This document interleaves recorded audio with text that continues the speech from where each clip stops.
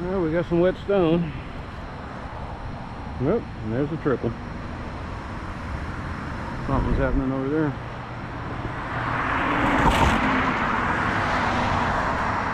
What's that noise? What did he hit? I don't want it flying up and hitting anyone on the sidewalk.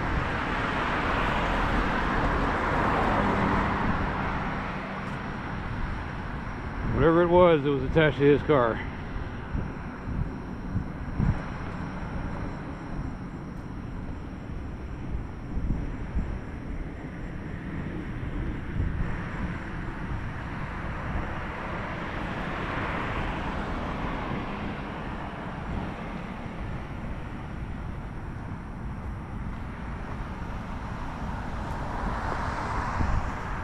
There's enough music from the Super Mario Brothers franchise to where it could have its own easy listening station.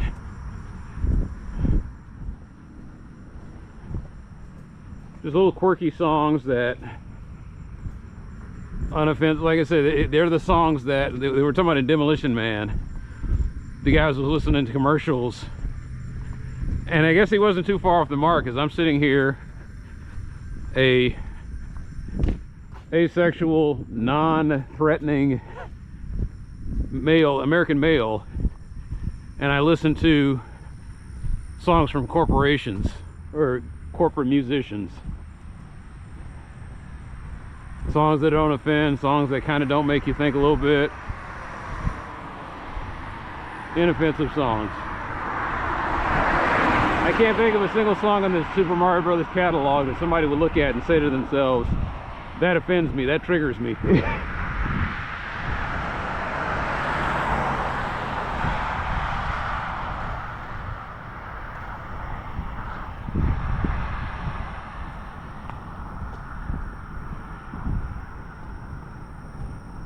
They kind of predicted the future.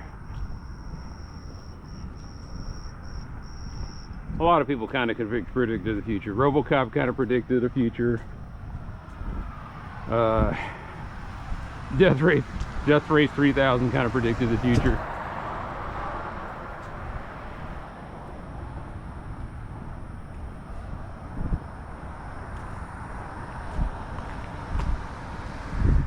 Basically, a lot of the artists were hoping that the future, that what they were seeing in the present wasn't going to, it had to come to an end eventually.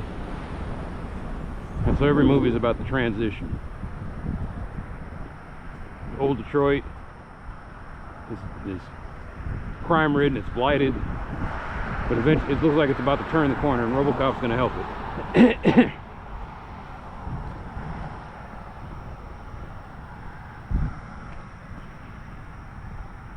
And the weird thing about RoboCop is all the movies end, there's no resolution at the end. There's just everything just kind of continues on. The first one, he knocks the corporate guy off the building and he dies, but the corporation is still there. And the second one, he wipes out the drug dealer and the corporate boardroom, I guess, and destroyed a lot of stuff, but the corporation still existed.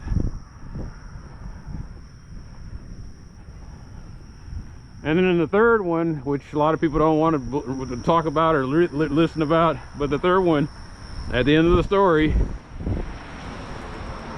RoboCop kind of holds his own, but it's just another corporation comes in.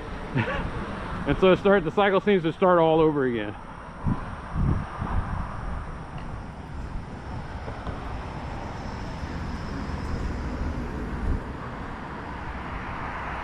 In the RoboCop series, there aren't any good guys or bad guys. There's just guys trying to hold on to what they got.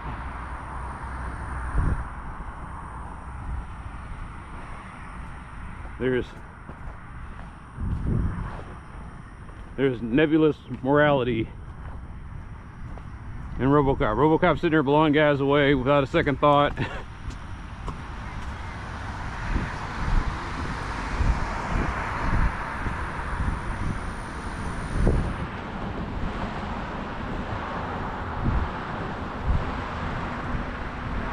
I know you try to think that RoboCop is the good guy in this thing, but he's just a guy. He's lost his family. He's a ghost. He's floating around the world. It's a terrifying movie to me because of the fact that he's stuck doing his job for however long as his mechanical parts hold out. Like Alex Murphy, at the end of his shift, could stop being a cop and go home to his wife and kids and still kind of hold on to some humanity or sanity.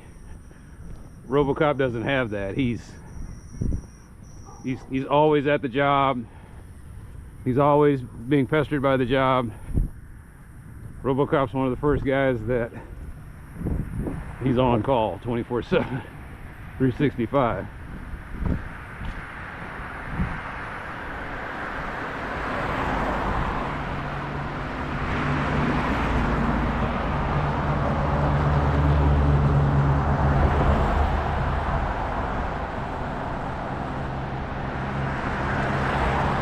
That's what made that RoboCop 2 such a great movie, was the fact that, and I wish they would have expanded upon that, but you have to kind of get it, infer it from context. Why was it every time they took, like, and that was the scary thing about RoboCop 2, is they had a lot of dead cops to work from. I'm sitting there talking about dead cops late at night. That's not good. But they had a lot of deceased cops to work from. And so they're constantly building all these prototypes, and all the prototypes go crazy. And the corporate guys can't figure out why this keeps failing. Like, people would jump at the chance to be immortal. And I was like, you would? Or to you, this job is, you know, this job is your whole life. But to these police officers, you know, they got into this because they wanted a calm, peaceful life, or they wanted to try to create a calm, peaceful life, doing this stressful job, ironically.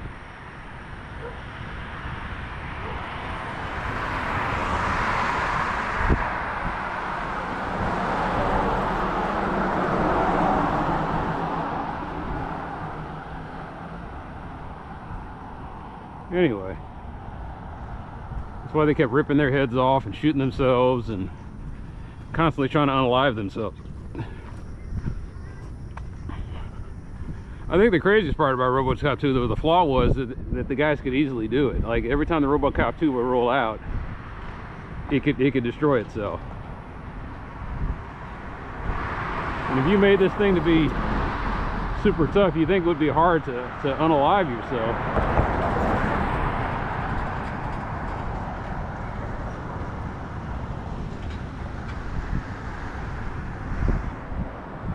What kept Alex Murphy from going insane?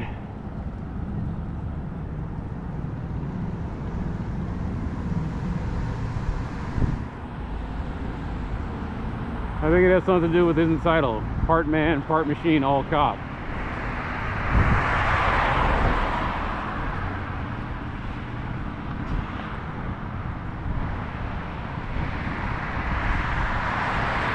Alex Murphy was one of that rare breed of guys who actually just loves what he does. Remember, at the beginning of the story, he transferred into Detroit. That was the crazy thing. He said, where are you coming from? And he came from like a suburb or something like that, where everything was okay. And he felt, I guess he felt guilty, or I don't know what was going on with it, but he transferred into Detroit when everyone else was trying to get out.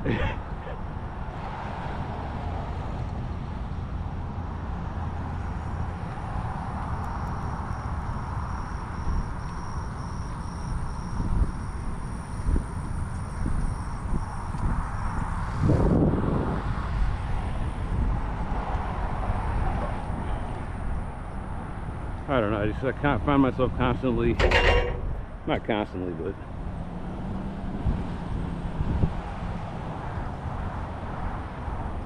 I saw that movie as a kid in 1989, and I would catch it. I never caught it in theaters. I would always catch it on cable when we had it. And I've been watching it and rewatched it, and it's always stuck with me, and I constantly glean things from it. And I feel guilty that I'm constantly overthinking RoboCop, because in my head, I'm thinking it's a stupid movie. Like, when I was a kid, I knew it was a stupid movie. I was like, RoboCop, really? It sounded like those cheesy 70s sci-fi horror films that my brothers and sisters would watch and have me watching. So I had a kind of an affinity or attraction to it. I mean, I know Frankenstein when I see it. It's Frankenstein. But it's not. I thought it was going to be a cheesy Frankenstein, and then it's just something a little deep. It's a surprisingly deep B-rated movie is what RoboCop is. It showed the power of an independent studio and how sometimes, or a lot of times in the Hollywood system, stuff would just fall through the cracks.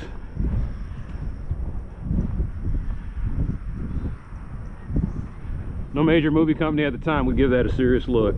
They're like, what is this? This looks like something that you would put on TV. And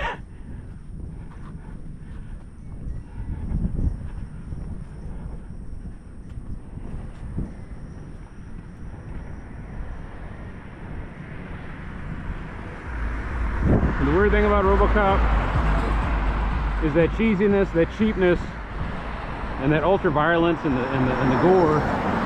It all feeds into the narrative. It's not window dressing. It's integral to the main story. There's something almost romantic about RoboCop. And when I say romantic, I mean of a Roman quality. It's this brutal land where dog eat dog, and the emperors sit above everybody, and they try to decide how they're going to expand their territories. And they're trying to conquer the barbarian tribes.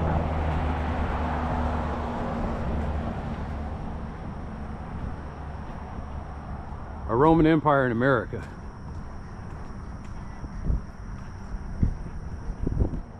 And the Romans accidentally create a centurion that sides with the barbarians,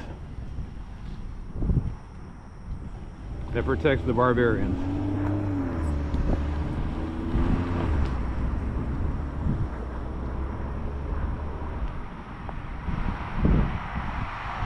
Yes, it is a definite critique of capitalism. Because in the terrifying world of RoboCop, everything's for sale. Even your dead corpse. That was always the crazy thing about this whole, as soon as you signed over your, like, it was the thing, the police didn't sign up for this. What happened was OCP took over city services, and so when they absorbed the police department, the police department, and they had to have been a union, and the union said, look, in order for us to keep our jobs, we have to agree to this. And they didn't bother to read the fine print. And it's just this crazy, insane concept that public servants become property, become corporate property, living or dead. And it's insane, and you think, oh my God, this only happens in the movies. And then in real life, we haven't quite crossed that bridge yet. I want to say yet, but I think I hear stories about companies taking out life insurance for against their employees, and you only do that for property. When you flat out own something, and you're like, look, I need to be reimbursed for this unit I lost. And the fact that you can get away with that. I know it's just a matter of time before some corporation figures out a way to harvest. And maybe they already, you could do it with drug tests. Because they could harvest your DNA from the drug test, even though you signed some kind of form, and they sneak some kind of double speak in there. And the next thing you know, they're making clones of you.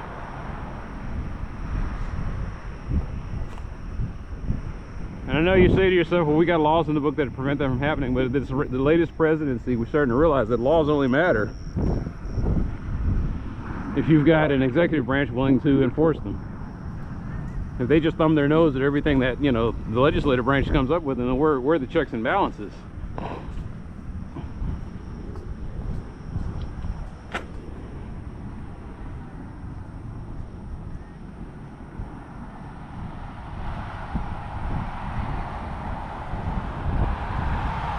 What if somebody comes up with a lawsuit and challenges? Like, I think there's anti-cloning laws on the books in America. And the funny thing is, the reason they're there is because of religious nut jobs, mostly. Maybe there's some ethical scientists in there as well, but for the most part, it was just people didn't like the idea of somebody messing with embryos. So, no human cloning allowed.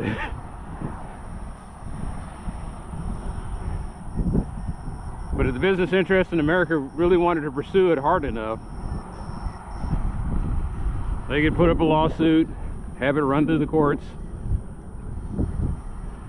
make some kind of deal with the highest courts, and then next thing you know, anti-cloning laws are struck down because they're considered unconstitutional or something. Hey man, DNA is protected speech.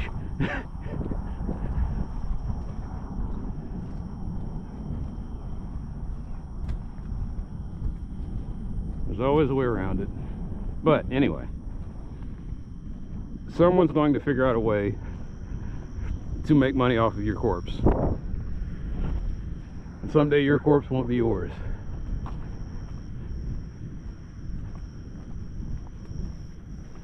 Funny thing to be saying at 11:30 at night while walking through a neighborhood.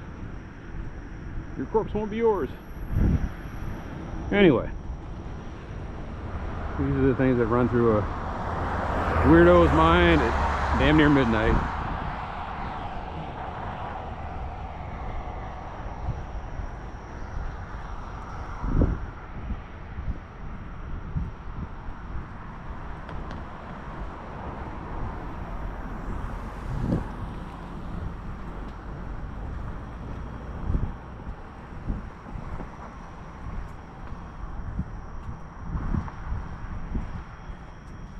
I was thinking about Al Green, listening to his, I guess his greatest hits or something.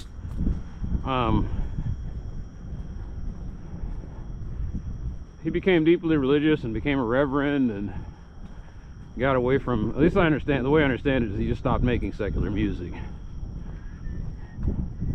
And I gotta say, it seems like it was a smart business move, because sometimes what I've been noticing is a lot of artists, they stay in too long. You have your moment, you make your music, and then you move on.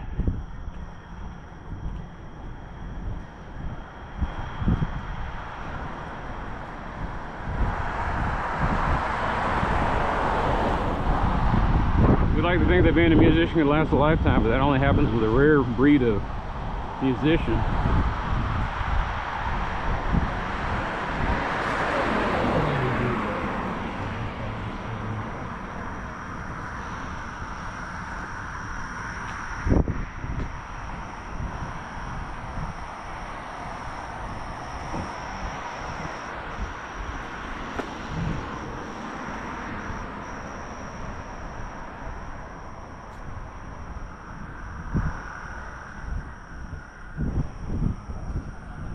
It just depends on the type of music, right? Yep, depends on the type of music. People's tastes change. Like when it's music involving people's taste, that kind of change, that, you know, that unfortunately changes. I think there was a song by a guy named, I want to say it was DJ Quick, and it's a great rap song. It's called 100 Ways. And then he sings about how he was in the game for a long time. Like I said, I'm not really a big rap guy, but I love that song. He was in the game. Something happened, you know, something happened. I guess one of his close friends died, and that affected him, and then he couldn't make music anymore. And then he tried to make a comeback. And then when he tries to make a comeback, his style of rap, nobody really listens to anymore. So all of a sudden, he's talking about all the pressures of that and making him crack. And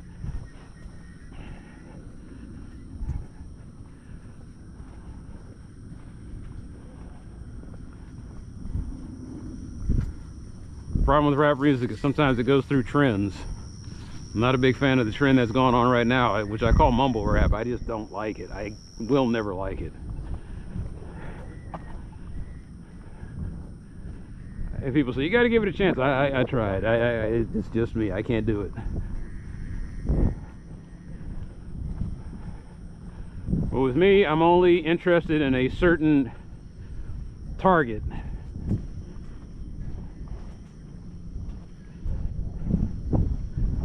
Sometimes if a song has a good enough message, maybe I can find it. Maybe I can, you know, kind of like it, but sometimes the music is just so bad that the message gets lost. And that's what I don't like about the new stuff. It feels like anybody can make this new stuff. And there might be some poets amongst them. But it sounds so god awful that I can't hear the message.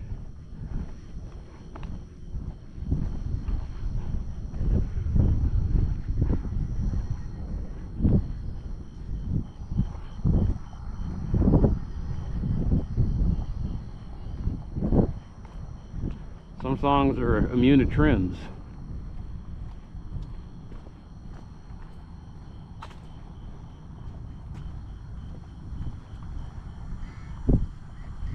And then there's a genre of music where it's not really the person singing it, it's what the person singing it looks like.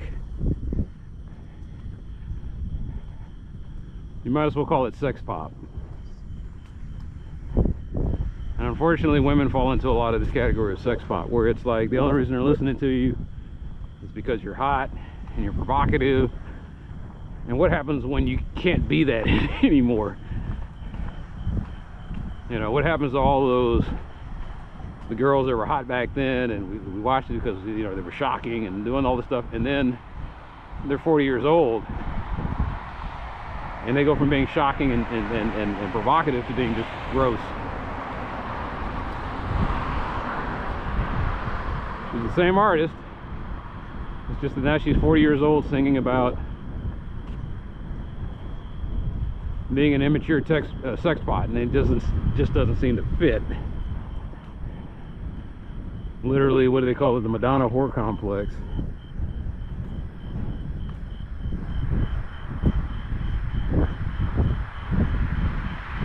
Like, I don't know what Madonna's doing now.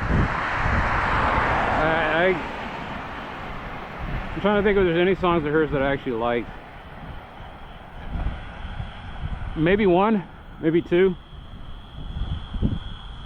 When I was growing up, she was big, she was huge. It was like they were playing. She got all these plays on MTV. It was her and Cyndi Lauper, and oh my God, they played the hell out of Cyndi Lauper, to the point where I was thinking MTV is the Cyndi Lauper channel. And as a video gamer, I couldn't get away from Cyndi Lauper because some of her songs would be put into games. They put it in the Goonies games. It became the Goonies theme. I'm laughing now because the modern context of the word goon does make that, like I said, that title has not aged well. But technically, I guess they were young boys, so I guess they would have been the Goonies.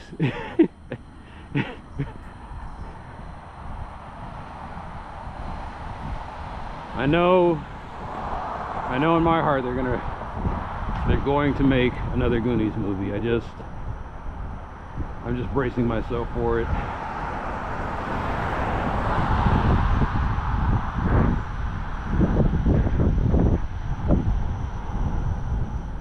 How would they do it? It's not going to be easy, but that won't stop them. I just wonder if it'll go straight to streaming. But I know it's coming. I'm bracing myself. Maybe it's already coming, I just didn't know about it. And I was like, yeah, they put it out in 2010. I was like, oh, bombed horribly. Nobody knew about it. I was like, okay.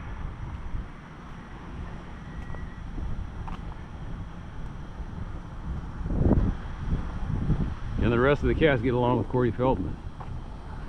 Is Corey Feldman going to be the problem?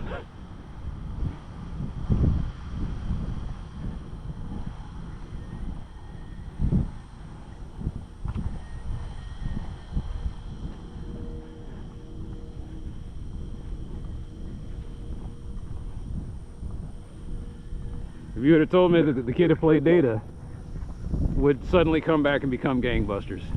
I'm not saying anything bad about him, it's just he disappeared for so long, we were like, wow. A lot of times when these child actors disappeared, something bad happened. and they were smart enough to get out of the game. Yep. Okay. I think that was the problem with this thing, was it this album would just cut out. No, let's not read out last number. God damn it, why do you do that? Damn.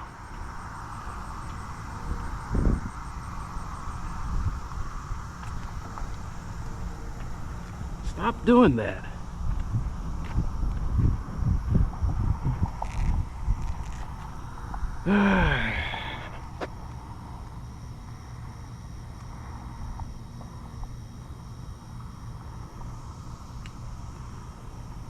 Thankfully, like I said, I'm smart enough where I put it to where it was the time and temperature, because I know these stupid headphones will do that sometimes.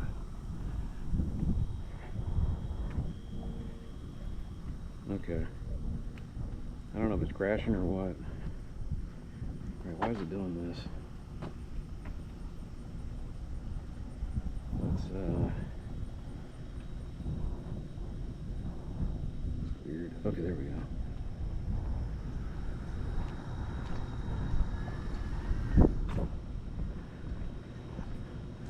So something happens, and it only happens on this phone, and I think it's the Chinese spying on me.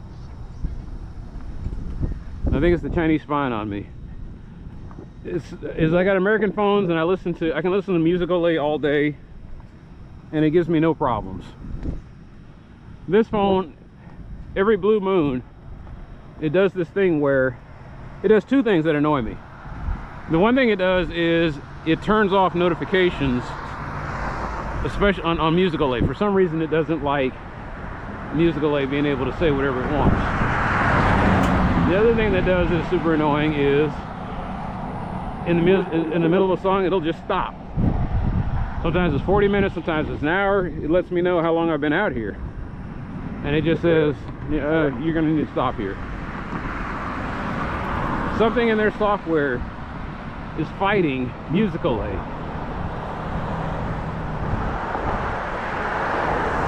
And it'd be funny if I found out that like musical aid has some kind of weird privacy protection in here that runs afoul of like some kind of Chinese spying software.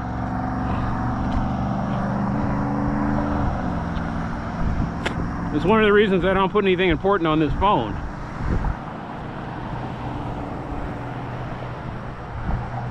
The Chinese have access to some of my secrets, but they don't have access to all of my secrets. I don't care if they know what I watch on YouTube. It's pretty well known that I'm a twisted guy. Damn it, I ran right into it. Well, she's on me somewhere, I'm sure. Something knocking off my rhythm. I was doing okay till I got to this point. Anyway. Talking about the Goonies movie. I just know that it's probably going to happen.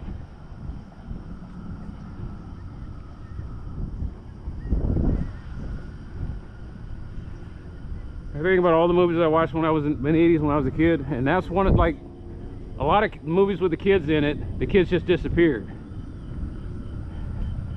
One of the big stars of the 80s that I used to watch a lot was Barrett Oliver. He was in everything at one point. I was watching Daryl and Cloak and Dagger, and I think he was in the Never-Ending Story also, but he was in everything at one point, and you're like, you couldn't escape it. He had that distinctive look. And then he just vanished.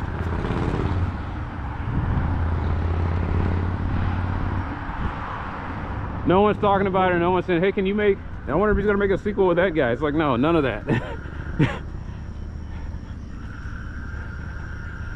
And I think the last time I checked was a Wikipedia article said that he became a photographer and he keeps to himself.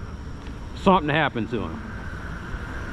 Some pervert did something to him, and so he got out of the industry. That's the worst case scenario. Maybe the other thing was nobody did anything to him. It's just that it's brutal to make movies. The way actors talk about it, they make it sound like movies are akin to being a Roman general on a long campaign. Some ancient general of an army and being stuck thousands of miles away from your loved ones in this brutal slog to try to make something great.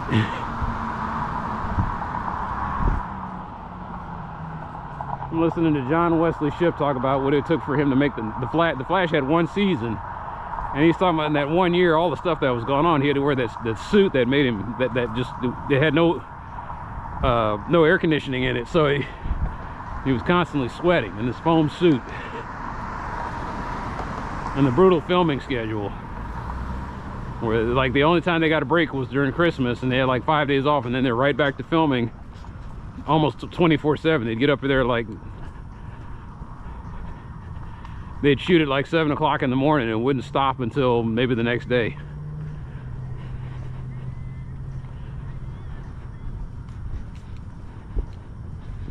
Barrett Oliver was a kid making all of these things, and he just got burned out, and he said, I'm never going back.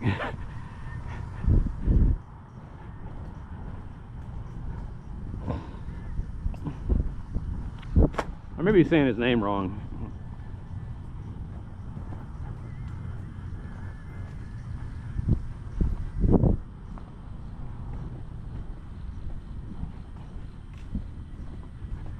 Yeah, I don't know why I've got the 80s on my brain. Maybe it's a sign that those brain cells are dying off. I haven't gotten much sleep yet, so my body's like, save everything 80s. I was like, no, we can lose the plot of Monster Squad. I can let that one go.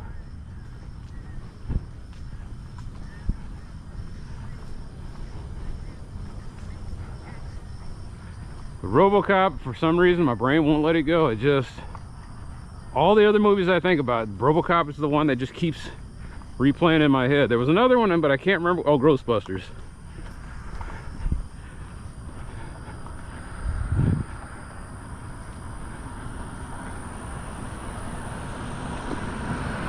Well, I guess the reason I think about these two movies is because on the surface they look like something that you should have made on TV for a low budget. It should have been a one-off that no one ever tried to duplicate again. They should have failed. And they defy, you can't put them in a category. Ghostbusters is funny, but it's not really a comedy. And that's the mistake the 2016 one made, is it tried to make it some kind of absurd comedy or a slapstick comedy. And Ghostbusters really wasn't a comedy. It was its own thing. It's a horror film with some comedy, with some satire, with a lot of satire, with a message.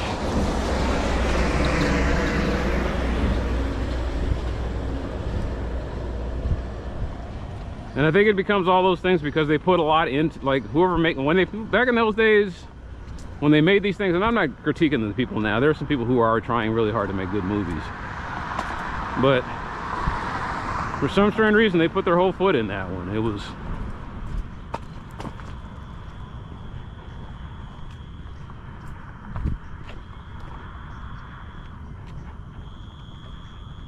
You know, Peter Weller's in the suit in RoboCop, and from what I understand, that suit was uncomfortable.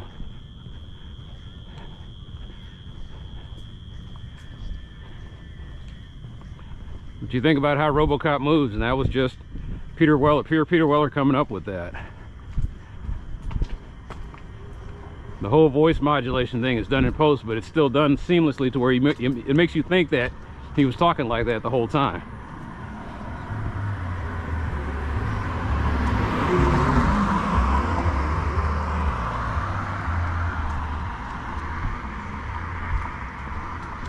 Is his name Miguel? Is he Miguel or Ray? I always get him confused with his dad, but Ferrier. I think it was Miguel Ferrier.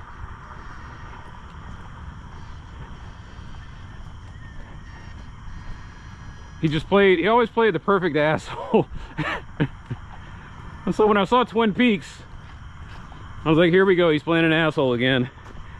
And then he says something, I also know how to love too. And it was just, and it kind of made me, it was like, he can do funny.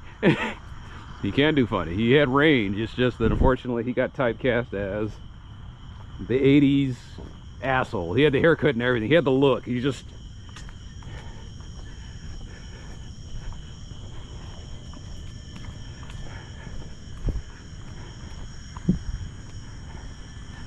You know, the guys who encapsulate the perfect triad, or I always call it the perfect square.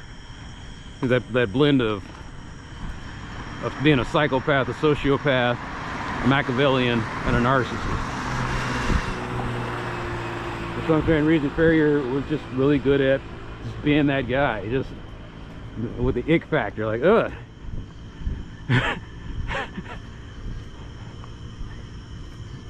What did my history teacher once say? He was an actor who looked like he was an actor who was good at playing guys with severe moral halitosis. Moral halitosis.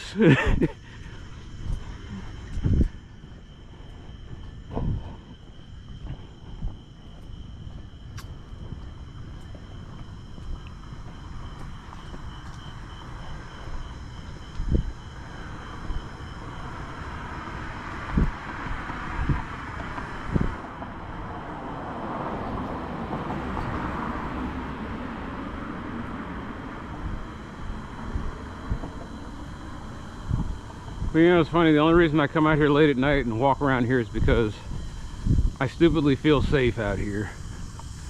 I probably shouldn't though. Well, I couldn't imagine doing this at the other side of Marsh Lane. It just, I get nervous doing stuff during and I mean, you've seen it on the videos. I don't even have to totally explain it. You know what I'm talking about. I started out last month getting bit. Just like something that reminded me, you can't relax at all when you go down there. Anything could happen.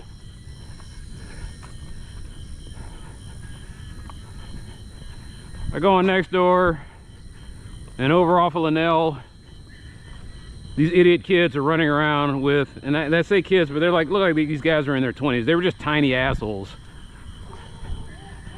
And they were running around with automatic weapons and pistols. They got out of a car, ran through the alleys, dumped the stuff, and nobody knew what the hell was going on.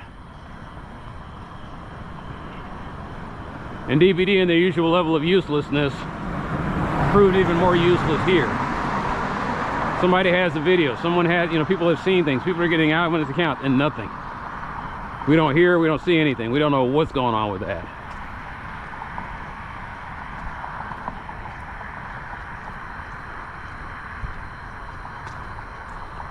Now I know I would say that's the other side of Marsh, but or that's, you know, this is supposed to be the good side of Marsh, but what I mean is, as I start moving further and further towards the tollway, I feel like less and less of that bullshit I'm going to encounter.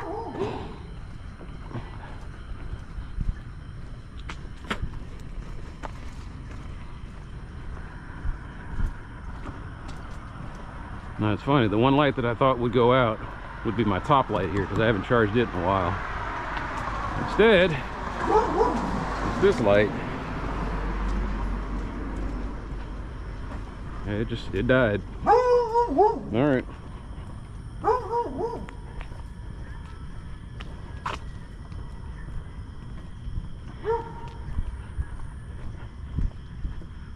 So what am I finding out? Well, after a week of walking around in this shit, I guess what I found out is that I found out how long these things will last. 6 hours. See, Monday I was walking, I was walking around midnight. Tuesday, walking around midnight. And I forget that this is Wednesday. And I didn't have any of this stuff charged up because I didn't think I was going to be out here tonight. I stupidly thought that I thought I was going to be getting some daytime footage. I thought I was going to get some daytime footage of the Bachman Branch and then Bachman Lake and make another 360-degree video. This time with all of the territory. And every single time I try to do it, some bullshit comes up that messes up my schedule, because it takes a long time to walk through that, about 3 hours. So in this time it was home bullshit that got in the way. No, it was home bullshit mixed in with a little bit of the city bullshit. And so I had to go to bed later. Going to bed at 3 o'clock in the afternoon. That's how fucked up things get in my life sometimes. On a good day, on a day where everything is perfect, I can go to bed at 6 o'clock in the morning.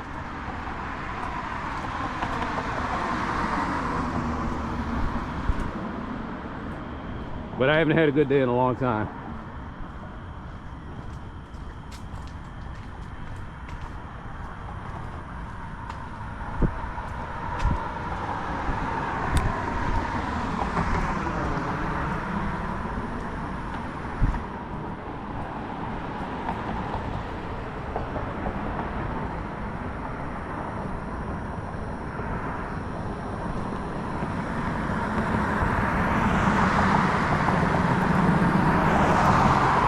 Yeah, I think I'm starting to get close to some of that bullshit I was talking about.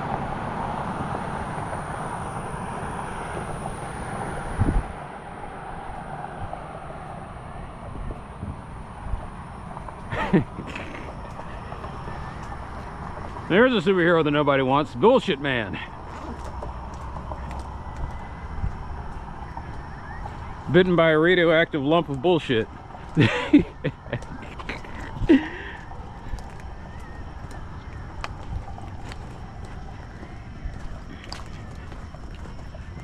Spider-Man's origin. People make fun of Spider-Man's origin, but it just, like I said, the idea that you can get bit by something and turn into that creature. Spider-Man is technically he's a werewolf, or he's a were creature. There I go.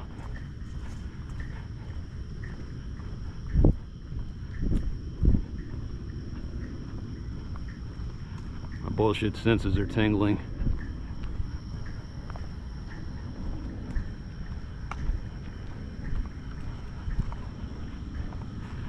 I've always loved this song. I don't know who sings it. It's To Be What I love is the song ends and they can't sing anymore, so they let the musicians go off and just do solos. And so it's kind of cool. Every single musician gets their section, and they do like 8 bars, and then the signal is the piano. The piano goes dun dun dun, and then everybody goes off and does their solo.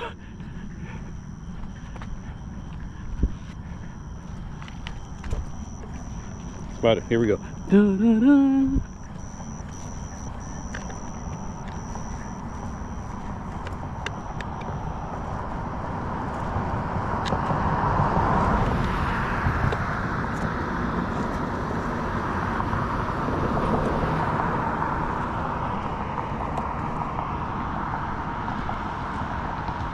So the horn player, he goes off and he does his thing. The piano player does his thing. The bass player does his thing.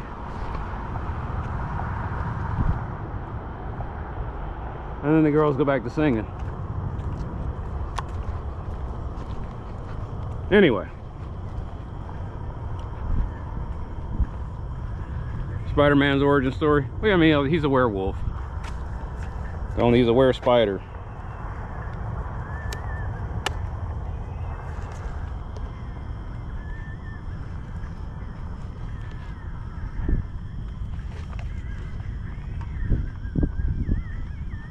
But he gets bitten by this creature.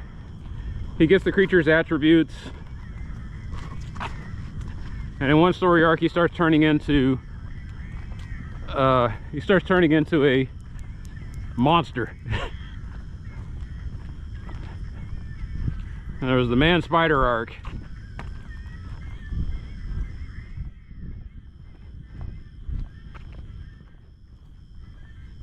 Spider-Man's another one of those creatures that, why does he endure?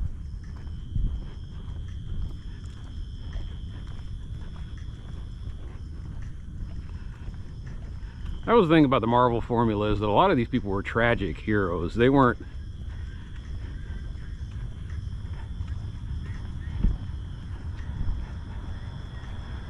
I guess what I'm saying, when they're tragic heroes, this was the last thing they needed. In the DC universe, somebody gets powers, and they've been touched by the gods to become gods themselves. In Marvel, it's like the devil had something to do with it. It's like you got this weird devil's deal. Here's this power that's very inconvenient, but you're trying to work it towards your benefit.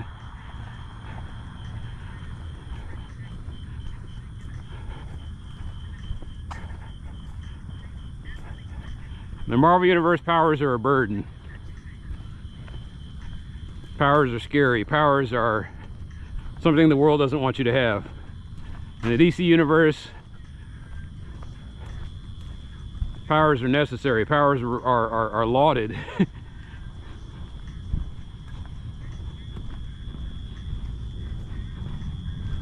Spider-Man can save a train full of people, but he can't pay his rent.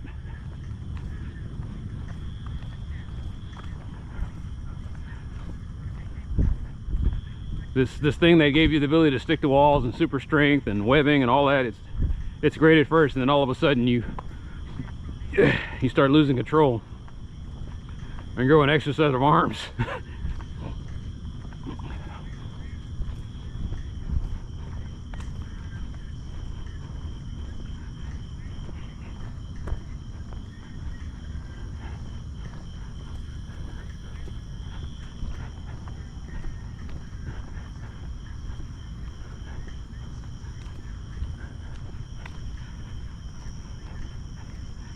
Anyway, doing 2 or 3 things at once here, just talking randomly. That's really what it is, just therapy, just thinking about things.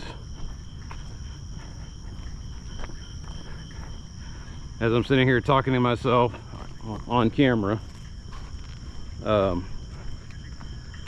what I found out is that this light will definitely let you use it with passive charging.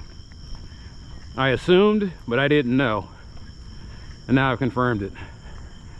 That's what I love about the modern era, is that you have devices now that can run on an external battery. There used to be these old rechargeable things, because once they drained out, you couldn't use them for anything. They just became paperweights. And you had to have a full charge before you'd use it again. Now I do love having something to where I can just grab it, pop out the disposable batteries, pop in some new disposable batteries, and get going. I do miss that kind of.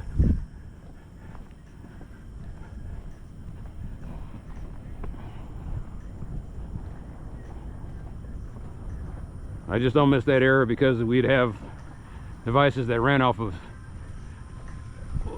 like a complement of C and D cell batteries.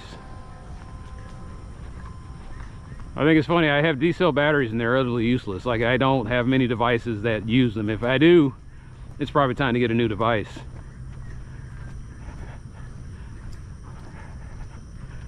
Like, I don't think I have it anymore, but I had like a couple of those big giant heavy metal mag lights.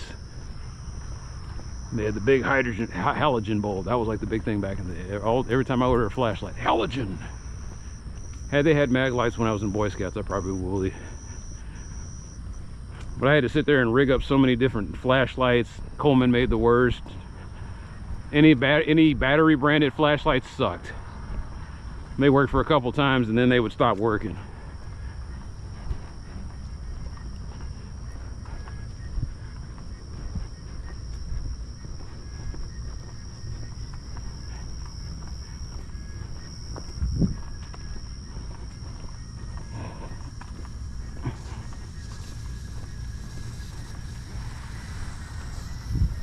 So they got that sign there. I guess someone, I thought they were going to tear it down and start over, and I guess whoever bought the house decided, no, we're gonna keep this. And so when you see a sign that says AP concrete, that usually means that someone had their foundation or slab fixed, I guess.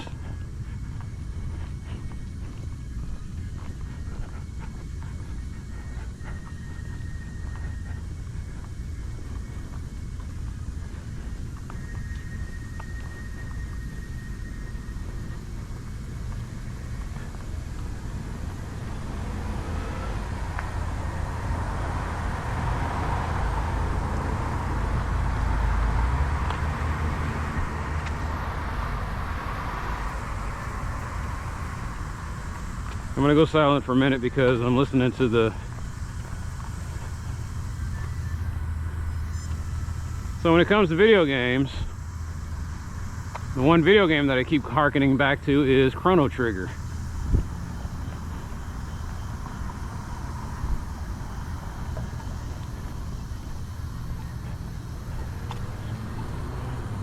Wait.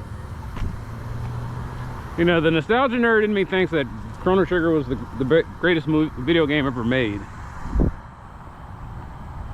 But the modern gamer in me says it's a short game. It's not really that long. I played it for like a week and almost beat it. There's a save file somewhere on one of my computers where I'm sitting there fighting Lavros and it's not even close.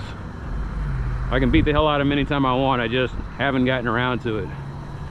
I got into this completionist fantasy, and unfortunately I messed up something to where I couldn't get the ultimate weapon for one of my characters, and so I would have to start all over again to get it. And I think about how much of a slog that game is when you're trying to level up. I made a rule as like I will fight every random encounter, so I did that, and now my characters are seriously overpowered. Boss battles weren't even challenging. I just whipped them all in like with the press of a button. Anyway, the reason I mention that is I was trying to go quiet because there's a song on here that I like.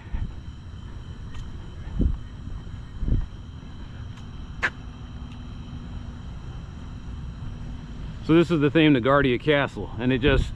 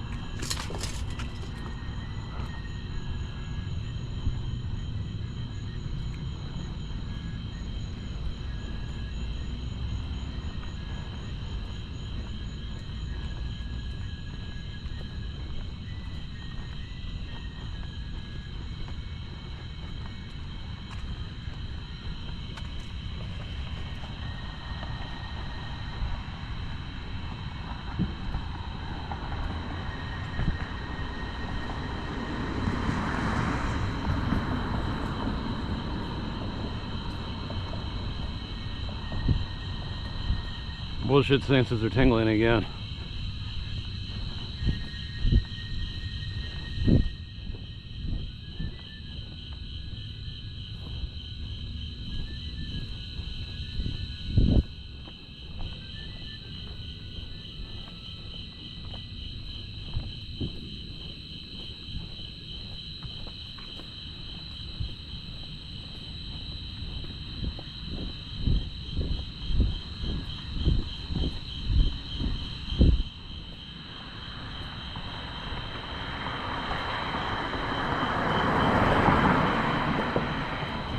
So it is a testament. There must be an encampment over here somewhere, which is shocking to me, but I think I know where they were coming from. So that tells me what I need to know. It means that there's a new encampment over at the Bachman Branch.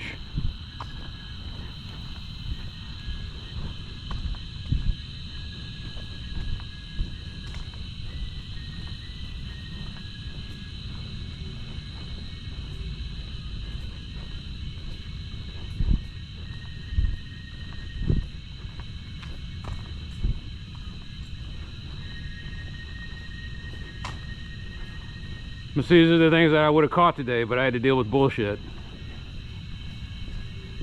So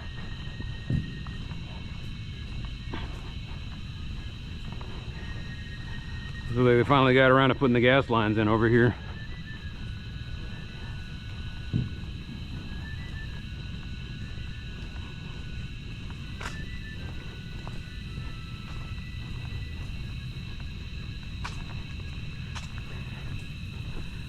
They got that temporary patch over there that looks like shit.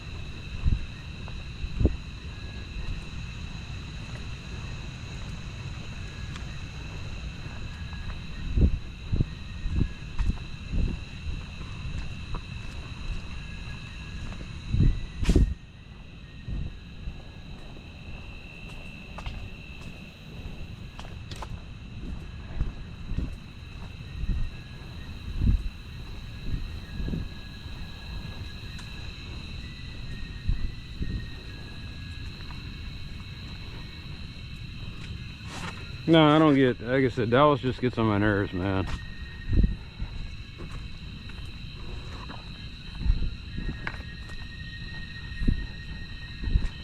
You see the sidewalk as a place where you just store your equipment.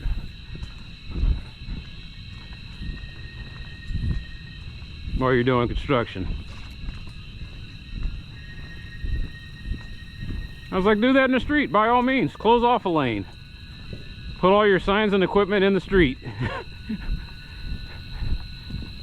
But see, nobody's going to be protesting this, because you see me, I'm the only one out here tonight as far as walking for his Constitution. Everyone else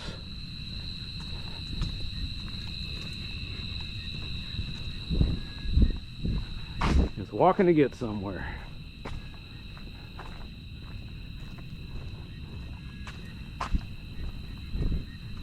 I walk for therapy, they walk for survival. And the weird thing is, the people that walk for survival won't say anything.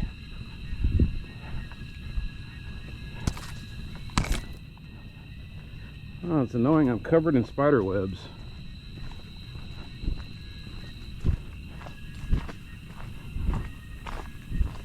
Keep running into these damn spiders that wanted to put their webs across the sidewalk.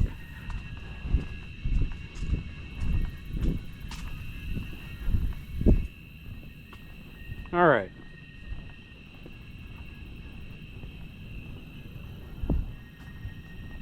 Stop talking for a while.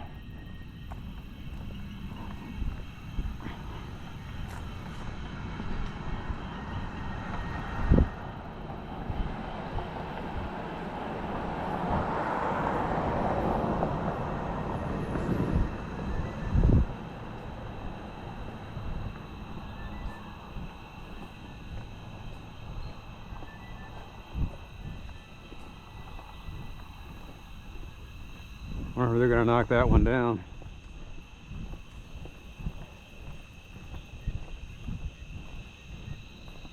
All right, one more time without distractions.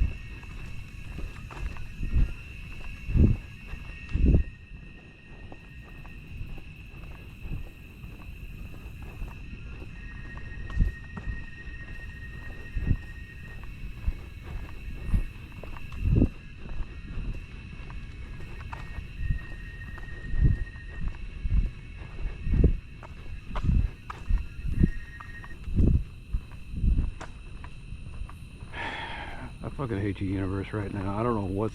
Like I said, the Chinese are spying on me. The camera's going out. The spiders are giving me grief. There's zombies walking around. This is not the pleasant night like I had. I think that was just last night.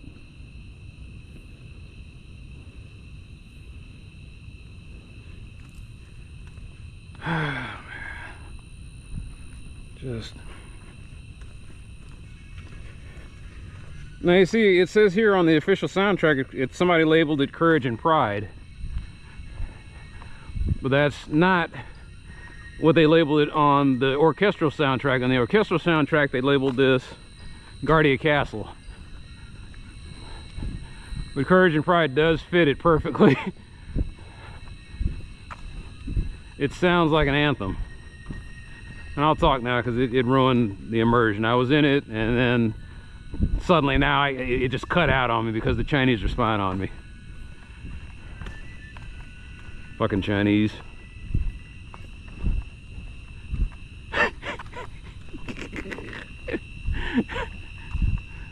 It's like, that was taken out of context. No, it was about right. I was like, what do you got against the Chinese people? Nothing at all. But I have everything against the Chinese surveillance state. You can spy on me all you want, just don't interrupt the song when I'm fucking listening to it. You guys aren't even good at that. Like I said, they don't do anything quietly or stealthily. They just they do it in a cheap ass, stupid, fucked up, like everybody knows what you're doing. So whatever information you gleaned now gets tainted. They suck at being spying. Because they're so used to their own people that don't put up any kind of fuss or fight, that when they go up against somebody who actually has some fight, they completely get their asses handed to them. All right, let me go back to it.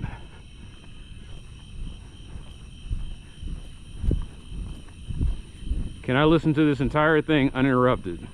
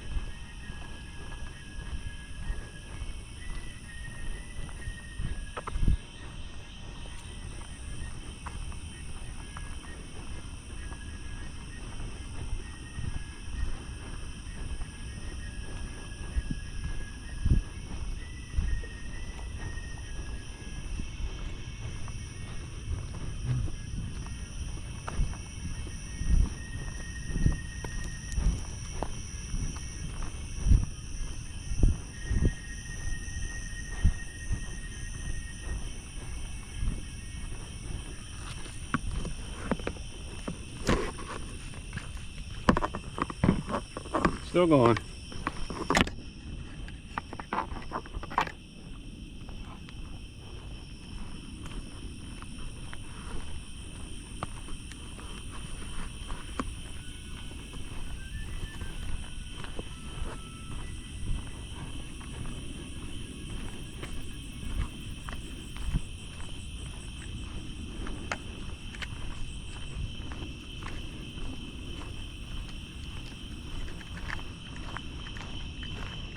Oh, that's pretty bad.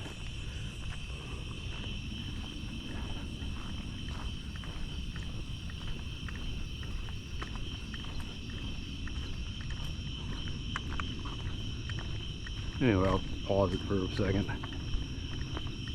So the courage and pride, or Guardia Castle, whatever you call the theme, it's it's pretty deep. I was sitting there listening to it, and most of the time I'm just getting into it emotionally because it's good marching music and walking music and just get you fired up running music. And so, you know, it comes off, you got the percussion scheme, the military like percussion scheme, boom, boom, boom, boom. It's got regular drums. It's got like a marching band drum. It's got cymbals. It's got kettle drums, strings, horns, and a flute. I'm pretty sure there's something else I'm missing, but that's 6 things that I heard in it. And it sounds like it has 2 separate themes in it. The percussion scheme changes. You talk about the percussion scheme? So the percussion scheme changes. You know, they're doing it's cymbals and the marching band drum, and then it switches over to the kettle drum or the timpani once it goes to this bridge part. And the flute is the dominant thing in the first part of it, and then when I guess you want to call it a bridge. As soon as the bridge happens, the flute goes to the background. But it's kind of weird because, like I said, the percussion becomes the main driver during the bridge, and the flute becomes the accompaniment. And then when it switches back to the main theme, the trumpets become the main thing, and then the trumpets and the cymbals are playing off of each other. Anyway, it's a pretty complicated piece of music inside of the game, and it's supposed to kind of showcase how you can play orchestral pieces on the sound chip. And I can hear 6 distinct channels that I can think of. There's probably more than that. But at any given time, there's six samples, I guess is what I'm saying. There's 6 samples, and you only hear about 4 channels playing at one time. And I wish that someone probably has done it, I just haven't found it. The oscilloscope breakdown of all the different things and how it comes in and out. And all of this was written on a chip and tracker. And it's this great orchestral piece. And so then you actually hear it performed by an orchestra.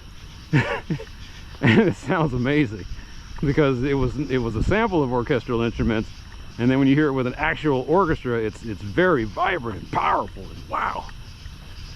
Now you get what they were trying to convey. And it's like, in the game, all it is it's the music that plays when you go to the main castle. You go to this Guardia Castle, and one of the people in your party is the princess. And she gets bored with being in the castle all the time, so she runs away and she goes into the village. And you stumble across her and you're playing with her or whatever. I say whatever because it was like you meet her and then there was an antagonist thing going on, but then at the same time you're hanging out together at the fair, and then she joins your party and she becomes a major part of the quest. Is she a support character? Kind of. But she has attacks of her own. I can't remember if she's the ranged fighter or not.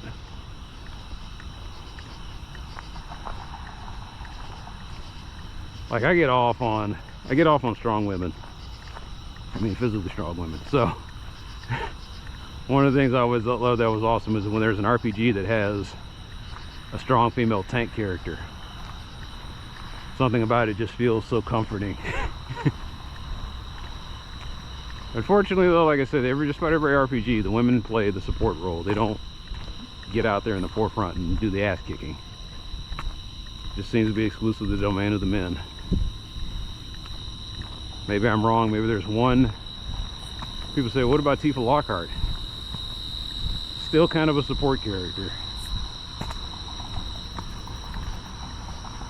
I guess, yeah, she was kind of the exception. So she gets pretty powerful up there at the end, but not nearly as powerful as the guys with weapons. Tifa Lockhart is the weapon.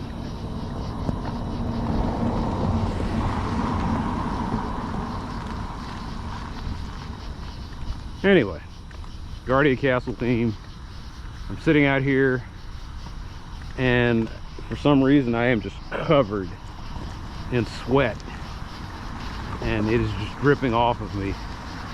And I've gone through an area where the humidity just got jacked up to 11, and so every manner of bug and creature is crawling all over me trying to get a piece of me for whatever reason. They still haven't put these damn things in yet. Why is this an afterthought? Is it, if you put this in, does this mean that people can start formally using it? Is that why you don't like? And I see this, look at this shit.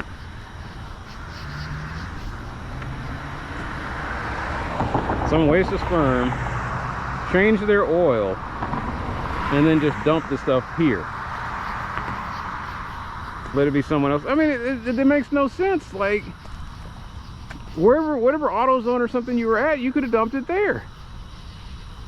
You come over here and it's like, I'm going to change out the oil of my truck in the middle of this, all of this, and I'm just going to leave that stuff there. Maybe it was the crew that's doing the construction over here, and I guess they'll get to it later, but I seriously doubt it. I think some asshole just decided this was where he was going to change the oil in his truck, and then left all that shit over there.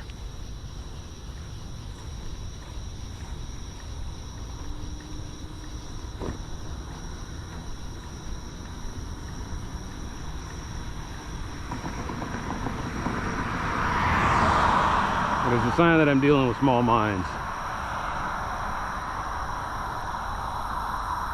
I get over here and this place is just this whole area is just mentally taxing.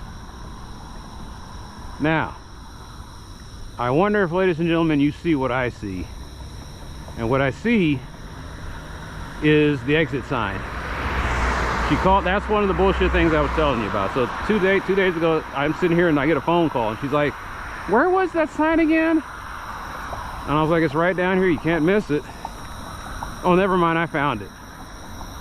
In the ticket I put GPS coordinates, I put a map with a square around it where the location of this thing was. And that still wasn't good enough. I get a call where somebody's asking me, where is this thing? And in the middle of the call, oh, never mind.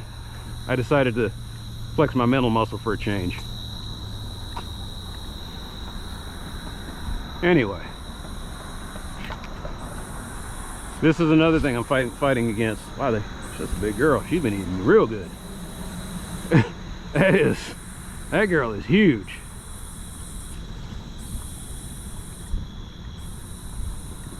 So out in the wild, they live about a year. And, you know, with somebody taking care of them as pets, spiders can live like 2 or 3 years old.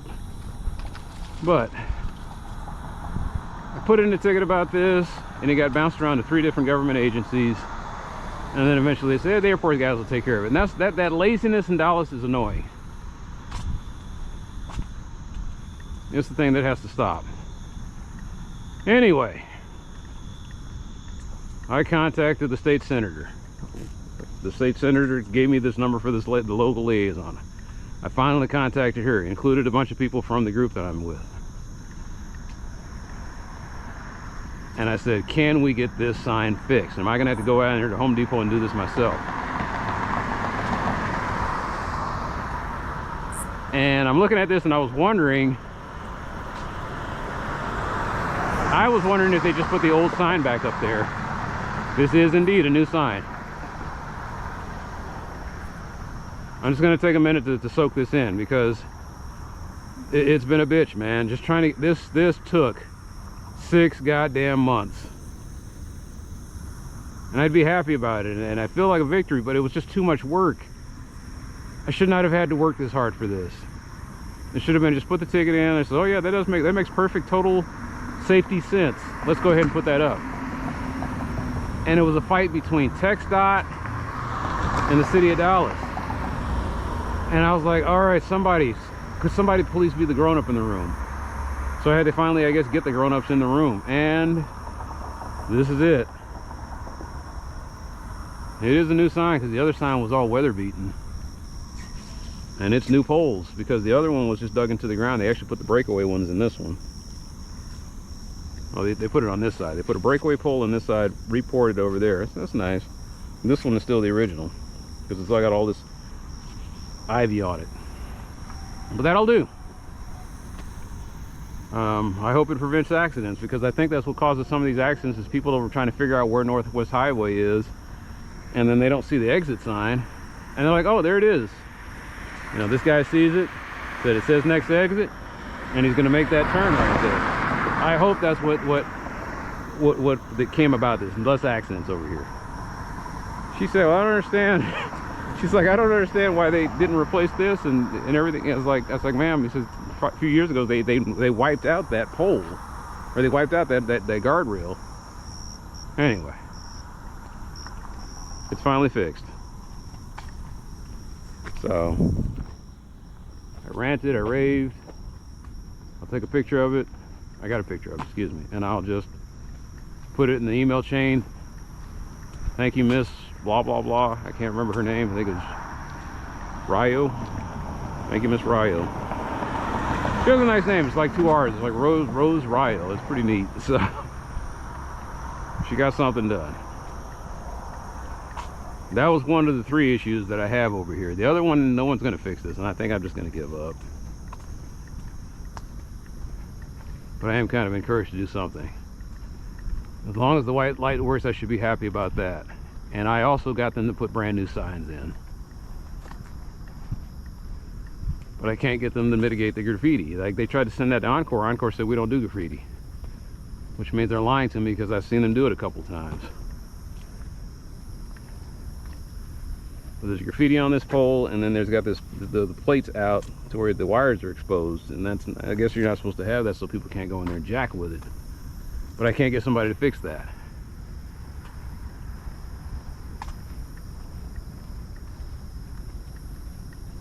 I've put in 2 tickets. I've gotten Encore, the city of Dallas, TxDOT together, and they're still fighting over who's supposed to actually fix that. And so it just does, and it's not a major issue, it's just a minor thing, but it's still kind of like, you know, no, it shows them that none of these people have pride in their city or state, and yet they're in a job where that's kind of a prerequisite. Sorry. Is that a goose? Turn out that light!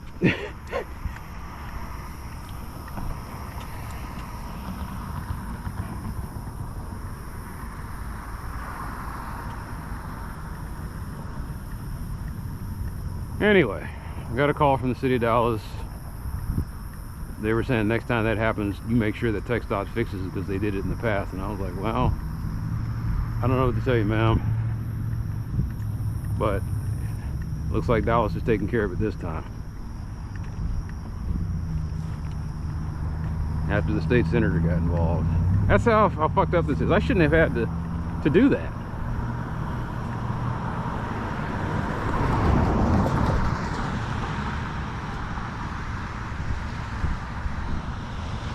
Anyway, looks like they got on it.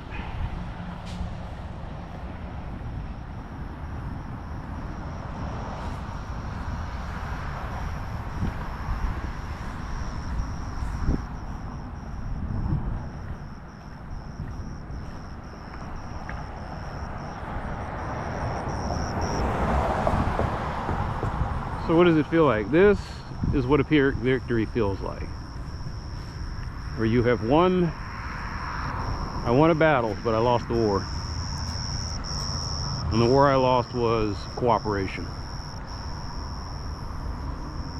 And no matter what else happens from now on, I don't know that I'll be able to get anyone to cooperate with me.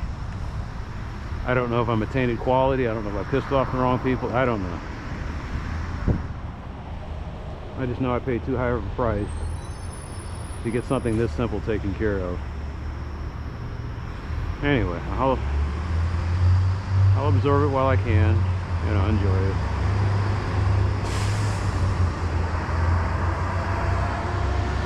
To be really honest with you, I didn't mind what I saw there. I just want, we deserve better graffiti.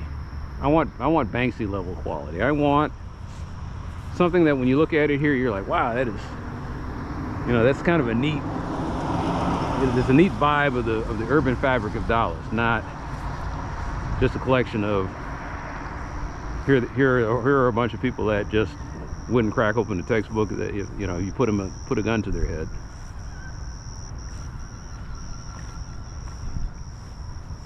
I want smart graffiti. I don't want the stupid shit that I saw up there.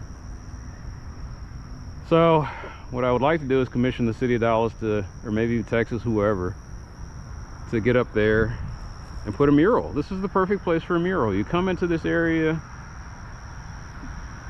you know, make it corporate if you want. Put Braniff and Southwest Airlines taking off or something. I don't know, but just something. I was thinking like a Native American mural of the tribes that used to be here.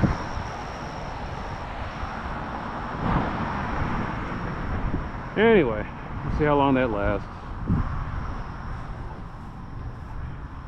That's the other thing. The guys who were tagging it, they see these things too. We'll clear out the encampment. That's the other thing that changed over here. I think that's probably why I saw people walking this way. They cleared out the encampment over here. This was the encampment that got busted up. And then there's another one somewhere over there. And so I guess, I don't know, they didn't like whatever they were, so they got up and they started walking toward wherever that was. And I can't think of where they're headed next. Maybe there's a guy's house over there that they kind of crash at every once in a while. Maybe there's an abandoned house that we don't know about.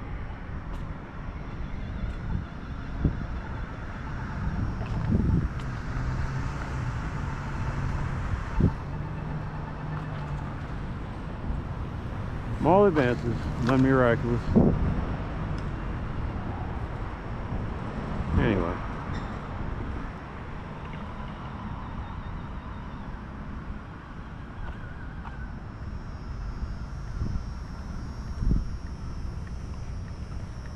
Right now I've been trying to get rid of this eyesore. And just it makes no sense.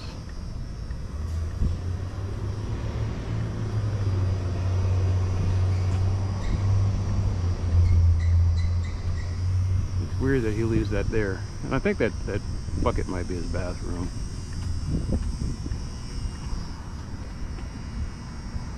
Does that mean he's staying over here somewhere? And how far can he get without his walker? Does that mean he doesn't need the walker? It's all just a scam.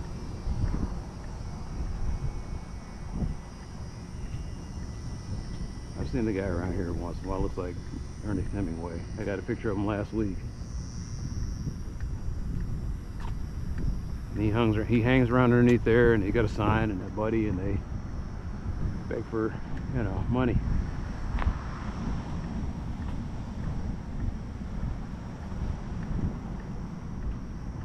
I think this might also be the Saharan dust that's getting to me. Oh man, I am going to be wiped out.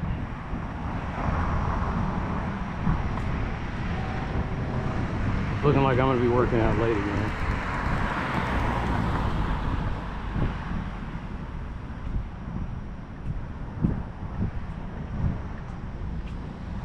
I can understand not stopping for the stop sign right now. Traffic is light. Neighborhood looks kind of sketchy.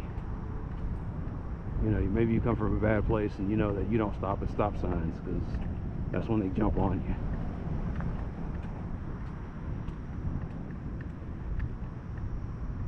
This is not that kind of, well, you can't tell people that though. It looks kind of rough sometimes. Anyway, we're coming up on my first year of doing this, the end of year 1. And I guess it's kind of fitting that one of the major feathers in my cap was just trying to get somebody to take care of graffiti.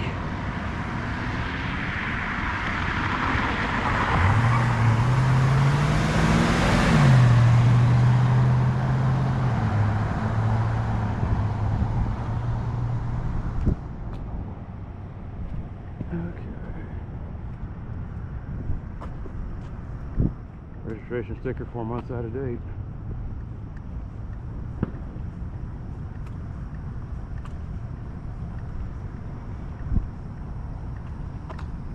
Go back to listen to the music? Yeah, I guess so.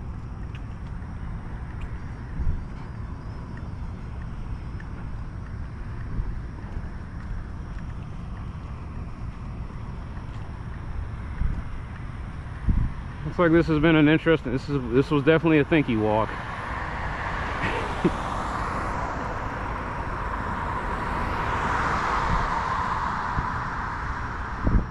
What I thought about talking about was the commodification of people through pornography, and that's why I was like, you know what, I'll save that for the forums. Most men in their lifetimes, there are very few beautiful women out there. I mean, just absolutely stunningly beautiful women out there. Most men in their lifetime will never be in the presence of a truly beautiful lady.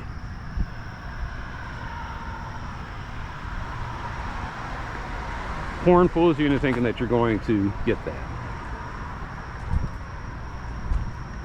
And all porn is like ASMR, watching people do ASMR eating. I was like, look, all I want to do is hear you and see you eat a sandwich. And for some reason, you want to sit there and take and rub the condiments all over your face and all over the camera lens and just be an utter pig and messy about it. And you think that's what people like. And that's what I hate. You're going to be watching a beautiful woman getting treated like utter trash by an asshole. The guys try to make it seem like it's about them, and it's never about them.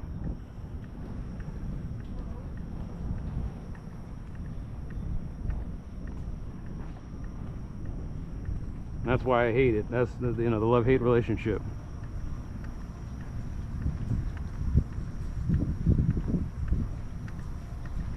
There's more of that bullshit, man. My bullshit senses are tingling.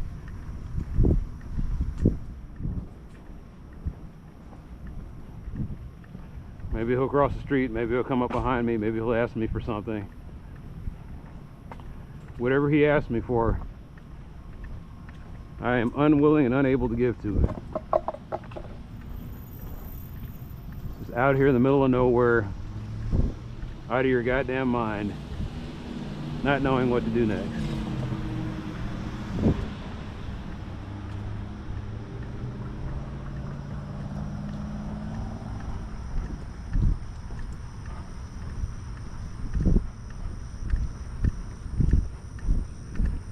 You know what, it is the first of the month. Maybe that has something to do with it.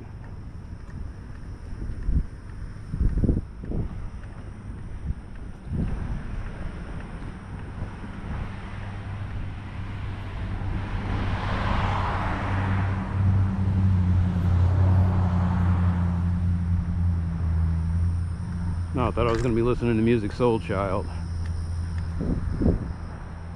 Half crazy.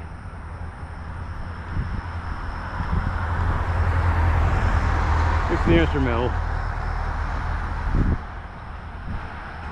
I don't want to turn it up because I saw that guy behind me, and it's, I don't know what stupid shit's getting ready to go down over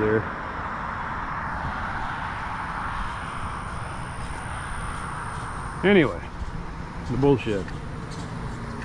I mean, as soon as I come around here, it's just the bullshit starts. I think you saw one of my things earlier this year. Was it this year? The guy asking me to go buy him a lottery ticket.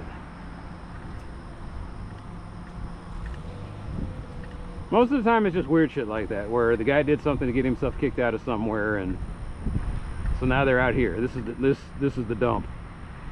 I don't know why this is the dump. It is. This is where you dump your guns, your problem children, your dogs. Welcome to the city dump.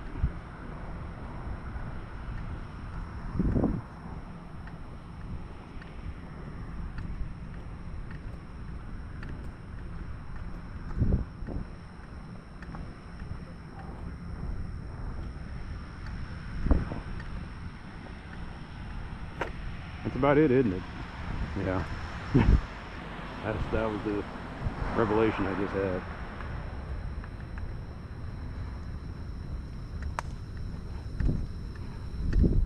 Alright, play me out, music soul child.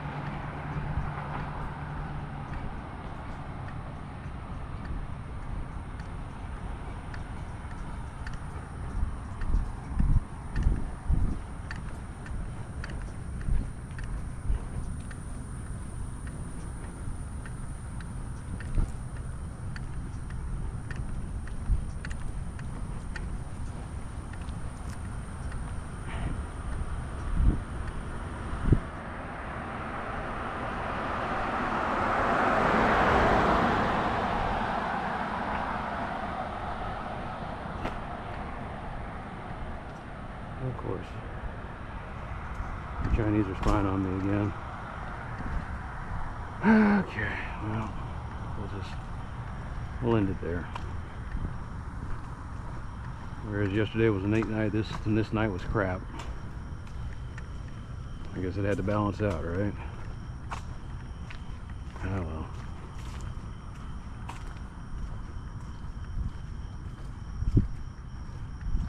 What I love about the night videos is nobody watches them. But every once in a while I catch myself watching it, and you know, the camera can't hear my music. So I get a symphony of the night. The cicadas, whatever creatures are stirring. A lot of roaches. It's telling me that it is moist out here. Roaches just seem to love the humidity. They come out and they scurry and they run around and do their thing. A lot of roaches. The palmetto type. Means that something is rotting around here.